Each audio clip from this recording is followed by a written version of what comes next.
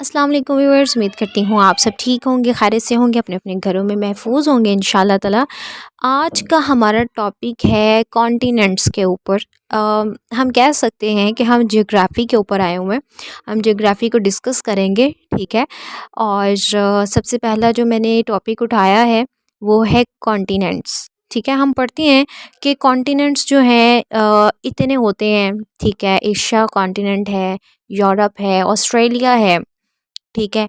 और बट इसकी जो हिस्ट्री है, इसकी जो बैकग्राउंड है कि ये कॉन्टिनेंट्स बने कैसे थे, इनका ओरिजिन कैसे हुआ, और इनकी जो पीछे थेरीज़ थी वो क्या हैं, ठीक है। ये इनकी डेफिनेशन बेसिकली है क्या, ठीक है। ऑल अबाउट कॉन्टिनेंट्स हम इसके बारे में जो है वो डिस्कस करेंगे। तो सबसे पहले हम देखते हैं कि जो हम पढ़ने जा रहे हैं कॉन्टिनेंट्स, इनकी डेफिनेशन क्या है, ये बेसिकली हैं क्या। सबसे पहले तो हमें ये पता होना।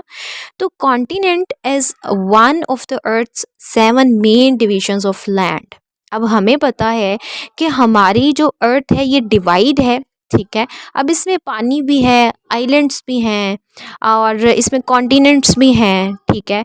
और डिफरेंट पोर्शंस हैं इसके, ठीक है। अगर हम देखें तो जो हमारी ज़मीन है वो डिवाइड हुई हुई है डिफरेंट 7 जो में डिविजन्स ऑफ लैंड। मैं लैंड की बात कर रही हूँ, नो डाउट उसमें पानी भी है, बट चूंकि हम कॉन्टिनेंट्स की बात कर रहे हैं यानी खुश्की का जो हिस्सा होता है, ठीक है। हम कह सकते हैं कि जो हमारी ज़मीन है उसकी जो खुश्की का हिस्सा है, जहाँ पर पानी नहीं है, जहाँ पर हम रह सकते हैं, तो वो डिवाइड हुआ हुआ है 7 मेन डिविजन्स ऑफ लैंड, ठीक है।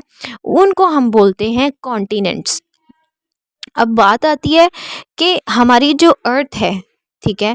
अर्थ जो है अगर उसकी डिवीजन देखें तो उसमें ऑल अबाउट 71% जो है वो वाटर है, ठीक है। 29% उसमें आइलैंड आ जाते हैं, उसमें कॉन्टिनेंट्स आ जाते हैं। इन अदर अगर हम उसमें देखें तो तकरीबन 1/3 जो है वो टोटल सरफेस ऑफ प्लानट वो कवर्ड है हमारे पास कॉन्टिनेंट से, और बाकी का जो 2/3 जो पार्ट है वो कवर्ड है वाटर के साथ, ठीक है। ओके, अब हम बात करते हैं कि ये कॉन्टिनेंट्स जो हैं ये किस तरीके से बने हैं, ठीक है। आज से तकरीबन 20 करोड़ साल पहले या उससे भी पहले अगर हम बात करें तो ये तमाम कॉन्टिनेंट्स जो आज सेपरेट हैं, ठीक है, ये सारे इकट्ठे मिलकर एक सुपर कॉन्टिनेंट की फॉर्म में पाए जाते थे, और जिसका नाम था पेंजिया। यानी कि all continents actually one huge super continent which are surrounded by ocean, ठीक है। और इस सुपर कॉन्टिनेंट को नाम दिया गया पेंजिया का। अब हुआ क्या कि ये पेंजिया आहिस्ता आहिस्ता आहिस्ता आहिस्ता टूटना शुरू हो गया, और टूटते टूटते आहिस्ता आहिस्ता एक दूसरे से ब्रेक होकर अलग होना शुरू हो गए। मींस के टेक्टोनिक प्लेट्स, कॉन्टिनेंटल ड्रिफ्ट, और इसकी एक थ्योरी दी थी अल्फ्रेड वेगनर ने। और ये जो कॉन्टिनेंटल ड्रिफ्ट थ्योरी है ये अल्फ्रेड वेगनर ने ही दी थी, मेट्रोलॉजिस्ट था ये, जर्मन मेट्रोलॉजिस्ट था। और उसने ये स्टडी किया, उसने नोटिस किया कि ये आज के दौर में जो कॉन्टिनेंट्स हैं, ठीक है, ये जो सेपरेटेड फॉर्म में हैं, ये पहले किसी ज़माने में या कई साल पहले अगर हम इनको देखें तो ये हो सकता है कि ये जो है सिर्फ एक कॉन्टिनेंट की फॉर्म में थे। बाद में इनमें टेक्टोनिक प्लेट्स की मूवमेंट हुई, इनमें कॉन्टिनेंटल ड्रिफ्ट आया, या जो भी चेंजेस इनके अंदर आई, और ये जो है वो स्लोली स्लोली टूट कर एक दूसरे से सेपरेट होकर कॉन्टिनेंट्स की फॉर्म में आ गए। मींस के पहले ये सुपर कॉन्टिनेंट की फॉर्म में था, उसके बाद इनमें जब चेंजेस आई, और ये चेंजेस जो आई हैं, ये जो प्लेट्स मूव हुई हैं, इनमें जो चेंजेस आती हैं ये कोई 1 साल 2 साल या इतना शॉर्ट ड्यूरेशन नहीं होता, बल्कि इनकी चेंजेस इतनी स्लो होती हैं कि ये हमें लाखों करोड़ों साल बाद इनमें जो चेंजेस हमें नज़र आती हैं वो हमें जो है वो पता चलता है कि ये इस तरीके से कई हज़ार साल बाद जो है जब इनकी मूवमेंट आहिस्ता आहिस्ता होती गई कॉन्टिनेंटल ड्रिफ्ट की वजह से।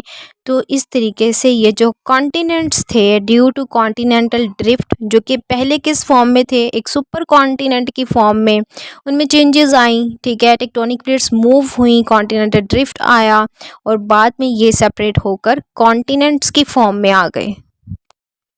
अच्छा, अब एल्फ्रेड ने ये नोटिस किया, उसने ये कहा कि पेंजिया जब टूटा ना, तो ये दो हिस्सों में टूटा। फर्स्ट ऑफ ऑल इसके दो हिस्से हुए, ठीक है, एक ऊपर वाला हिस्सा और एक नीचे वाला, यानी नॉर्थर्न साइड, एक नॉर्थर्न उसका पार्ट हुआ और एक हुआ साउथर्न कॉन्टिनेंट बना, ठीक है।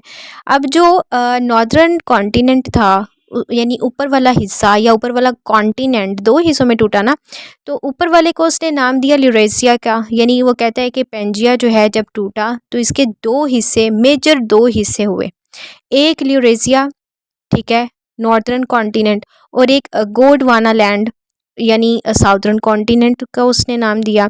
अब ये जो दोनों कॉन्टिनेंट्स हैं, ठीक है, जो दो हिस्सों में टूटे हैं, इन दोनों को सेपरेट करता था एक ocean. These are separated by ocean, जिस जो आज के दौर में हम उनको कहते हैं अटलांटिक और पैसिफिक ओशन, ठीक है। अब ये जो कॉन्टिनेंट्स थे, पहले तो ये दो हिस्सों में टूटे ना, अब इन्होंने मज़ीद भी टूटना था ऑब्वियसली। तो जब ल्यूरेशिया टूटा, तो ल्यूरेशिया के टूटने से जो कॉन्टिनेंट्स बने वो आज के नॉर्थ अमेरिका, यूरोप और एशिया के कॉन्टिनेंट्स बने जब ल्यूरेशिया टूटा मज़ीद, ठीक है। और जब गोंडवाना टूटा, तो उसके टूटने से जो हमारे पास कॉन्टिनेंट आए वो एक तो ऑस्ट्रेलिया था, साउथ अमेरिका और अंटार्कटिका था।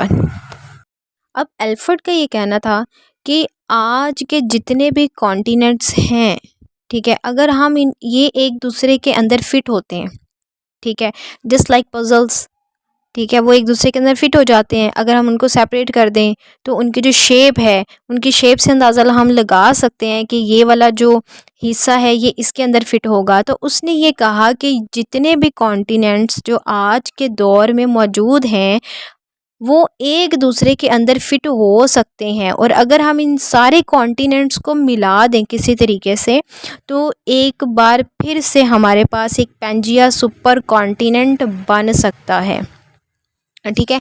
तो इस तरीके से हमें पता चला कि ये जो कॉन्टिनेंट्स हैं, अव्वल तो ये होते क्या हैं, कौन कौन से हैं, ये बने कैसे हैं, और ये कॉन्टिनेंट्स इनको बनने में मिलियन ऑफ ईयर्स जो हैं वो लगते हैं, ठीक है। सालों करोड़ों साल जो है वो इनमें चेंजेस आती रहती हैं, टेक्टोनिक प्लेट्स की मूवमेंट होती है, कॉन्टिनेंटल ड्रिफ्ट आता है, तो जिसकी वजह से ये जितने भी कॉन्टिनेंट्स हैं वो बने हैं। अब इसके बाद जो हम पढ़ेंगे वो होगा, इन तमाम कॉन्टिनेंट्स को हम सेपरेट सेपरेट रीड आउट करेंगे, ठीक है, जस्ट लाइक एशिया है, ऑस्ट्रेलिया है, अंटार्कटिका है, इन सब को जो है वो हम डिटेल से पढ़ेंगे।